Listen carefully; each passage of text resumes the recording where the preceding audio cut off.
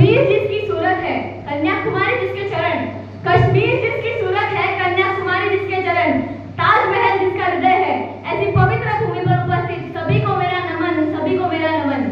नमस्कार आदरणीय व्यासपीठ आणि श्रोते हो, माझं नाव शुभ्रा निलिमा अमोल गुजराती आणि आज मी आपल्या समोर मातृभूमीवर प्रेम करूया यावर व्यक्त होणार आहे। जेथे नसो निराशा थोड्या पराभवाने, पार्थास बोध केला येथेच माधवाने, हा देश सैन्य प्याला गीताख्या अमृताचे, आज चंद्र सूर्य नांदो स्वातंत्र्य भारताचे, स्वातंत्र्य भारताचे। आहा, काय सुंदर वर्णन केलं आहे। जननी जन्मभूमीश्च स्वर्गादपि गरीयसी असं म्हटले जाते।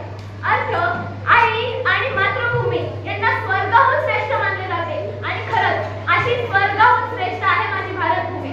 अशा या भारताला प्राचीन संस्कृतीचा वारसा लाभलेला आहे। वेद, उपनिषदे, तत्वज्ञान, योगशास्त्र, ज्योतिषशास्त्र, आयुर्वेद अशा अनेक कला या भारताकडून या जगाला दिलेली देणगीच आहे। ह्या कला शिकण्यासाठी जगभरातून विद्यार्थी भारतात येतात। पाणिनी, चाणक्य, गार्गी, मैत्रेयी असे कितीतरी विद्वान भारतात होऊन गेले। त्यामुळे भारताला संतांची भूमी असं सुद्धा म्हटले जाते। विविधतेतून एकता इतर भारताचं वैशिष्ट्यच आहे। अनेक भाषा, जाती